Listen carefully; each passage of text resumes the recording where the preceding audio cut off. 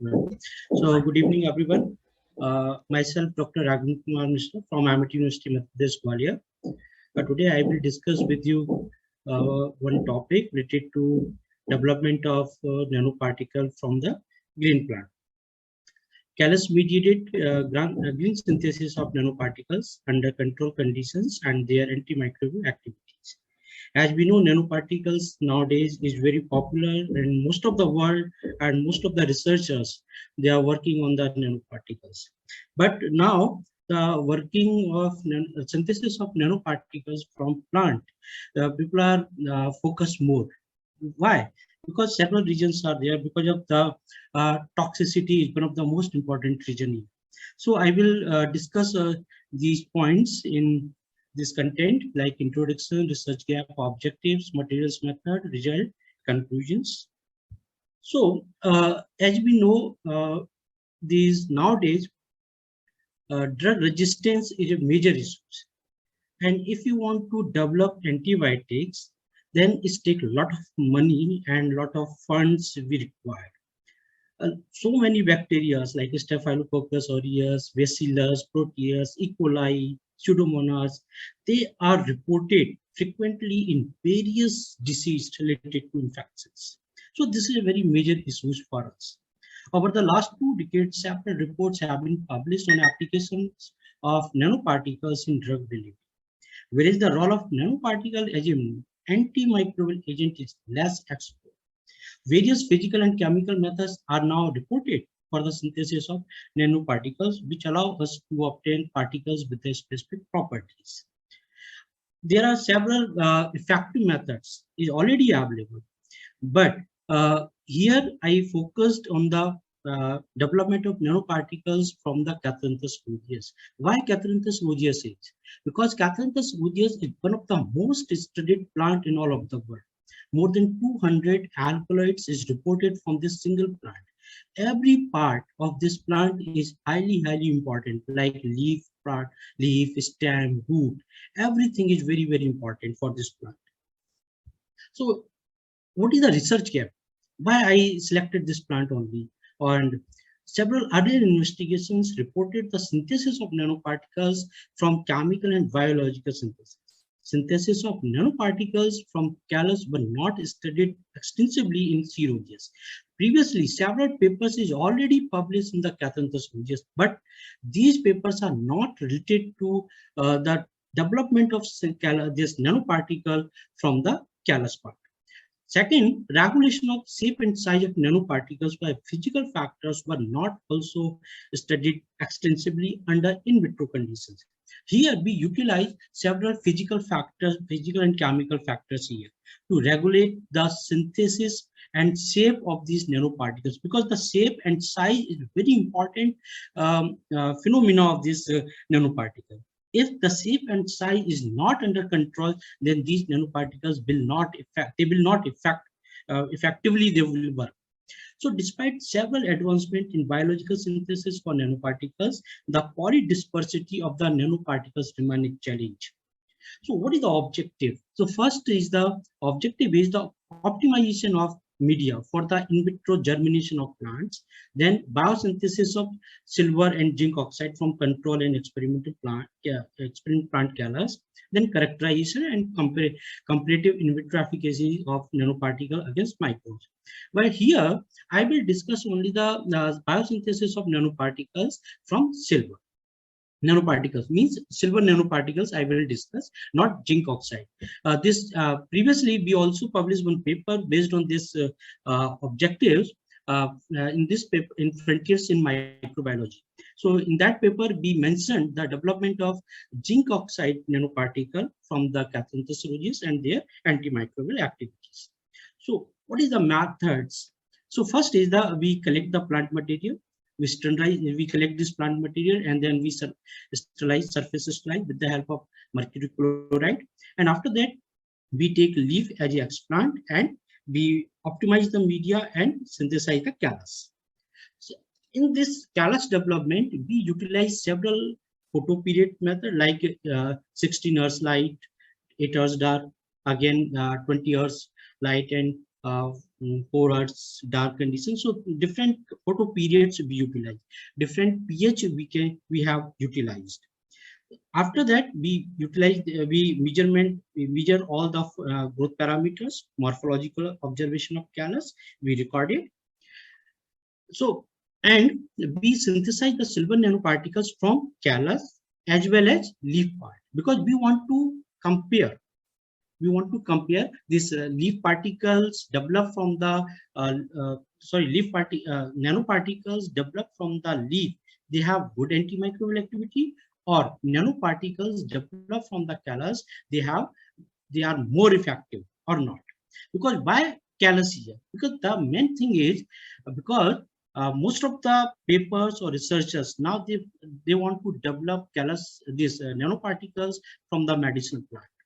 So if we utilize this medicinal plant at large scale, then maybe we can lose our diversity, especially in case of endangered plant species, because we want to isolate, we want to develop the nanoparticles from this endangered plant species, then they are not available for the future generation. So in that case, we in this paper or in this presentation, we focus on the development of callus, this nanoparticle from the callus. So we optimize the growth condition of callus under different pH and photo period. So like we grown this callus at pH 5, pH 5.7, 6.5, and 7, and then different photo periods like 8 hours light and 16 hours dark, 16 hours light and 8 hours dark, 20 hours light and 4 hours dark. So this is the just a picturization of this whole protocol. Now, after that, we characterize the nanoparticle via different methods like UV, visual spectroscopy, XRD, FTAR, DLS, FM, etc. And we utilize different microbes. These microbes present belongs to the gram positive as well as gram negative, like Streptobacillus, Pseudomonas, Proteus mirabilis, and E. coli. And we also check the synergistic effect also with the existing antibiotic, because if we increase the activity of existing antibiotics, then we can kill, or we can inhibit, or we can prohibit the growth of the several other microbes. So now next is the result and discussion. So first of all, we collect the plant this Cathanthus aureus from different means in Gwalior as well as from Delhi, Agra, and Lucknow. But I did not, I'm not here, I am not mentioned why we collected this material from 4 different cities, because still we are working on these things. We want to check the diversity, the effect of diversity on the nanoparticle synthesis. So first, we germinate this plant material in the laboratory, and we collect the leaf sample, and from this leaf, first we prepare the nanoparticle, as well as this leaf we utilize for the callus development also. Sterilization of growth hormones for callus germination. So first effect of different concentration and combination of growth hormones on callus induction. So here maximum this callus be observed at under this BEP and NA hormones, 3:1 ratio. Effect of different physical and chemical parameters on callus growth, pH of media for callus development. So here also at pH 5.7, we observe very good amount of this callus, and these callus they develop after induction of this when we start the formation of, when we start this callus, induce the callus. So it's take around 14 days in the pH 5.7. Effect of different photo periods. So here also we different photo periods we utilize, but in the 16 hours light and 8 hours dark conditions, we observe green callus formation. So these lights and these pH, they also affect, they change the secondary metabolites. So we also check these alkaloid sugar, reducing sugar, carbohydrate, phenol, and tannins, and flavonoids in this callus. Okay. After this, now we utilize the leaf part for the synthesis of silver nanoparticle. So this is the first part. Okay, so silver nanoparticles were synthesized from the leaves extract of Callus rhodeus. So here, absorption spectra of silver nanoparticle obtained at different pH, reaction temperature, molecule of silver nitrate, incubation time of reaction mixer. In these graphs, the SPR band remains in the range between 420 to 440 nm, which indicates the formation of silver nanoparticle. So we also check the XRD. We also do this FTIR analysis and FM analysis, then SEM and EDX analysis for this synthesized nanoparticles. Now, in the next part, we check the antimicrobial activity of this silver nanoparticle. So, antibacterial activity of silver nanoparticle and synergistic activity with the existing antibiotic like streptomycins against pathogenic bacteria. So here we observe the result here in P. mirabilis and S. aureus. P. mirabilis belongs to gram negative, and this S. aureus is belongs to gram positive bacteria.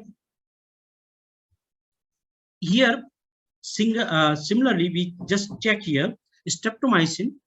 The growth, the zone of inhibition is around 10.88, and in aureus case, the zone of inhibition produced by streptomycins is 11.07, and single concentration of silver nanoparticle at 200 microgram per ml, they create zone of inhibition of around 12.58 mm, and in mirabilis and in S. aureus they created 11.98 mm, and silver nanoparticle 100 microgram per ml plus streptomycin. This is the synergistic fact.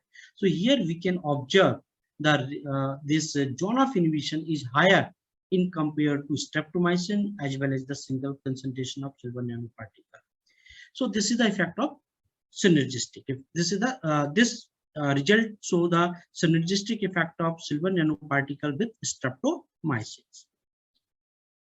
So conclusion of this first objective is the silver nanoparticle were synthesized from leaf extract of C. rhodeus under different parameters. The characterization of biological synthesized silver nanoparticle by UV visual spectroscopy revealed the formation of silver nanoparticles by obtaining absorption peaks between 420 to 440 nanometer. Size of silver nanoparticle was around approximate 62 nanometer, confirmed by SEM also. The antimicrobial activity of nanoparticle were assessed against pathogenic bacteria among the gram-positive bacteria. Maximum zone of inhibition was observed against aureus and among gram-negative, and maximum zone of inhibition was observed in Proteus mirabilis. Now, in the second part, we synthesize the silver nanoparticle from the Callus extract. So here we select the Callus and we synthesize this nanoparticle from the Callus. So again, the color change of silver nanoparticle and surface, plasmon surface, SPR band of UV visual spectra. So control is 16 hours light and 8 hours dark. You can see here, or we can say short day. And second B is the representing 8 hours light and 16 hours dark, and C is representing 20 hours light and 4 hours dark or long day. So again, we characterize these synthesized nanoparticles with the help of FTIR, then EDX, then DLS, and then FM and TEM analysis. Now, after this characterization, we check the antimicrobial activity of synthesized silver nanoparticle from the Callus. So here we observe these synergistic effect of this silver nanoparticle with streptomycins in E. coli around 14.6. And when we increase the concentration of silver nanoparticle like 150 microgram microgram per ml plus streptomycin, the zone of inhibition we observed 15.08, and again, if we increase the concentration of silver nanoparticle, the zone of inhibition we observed 16.03 in E. coli. And in the bacillus case also we observed the maximum zone of inhibition around 17.37 at the 200 microgram per ml silver nanoparticle plus streptomycin.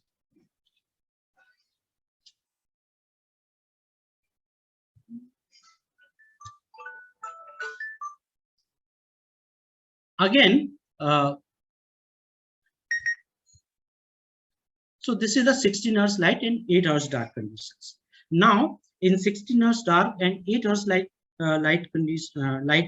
after 7 days, we observed the some different result here, but these results are not significant in compared to 16 hours light and 8 hours dark 14 days.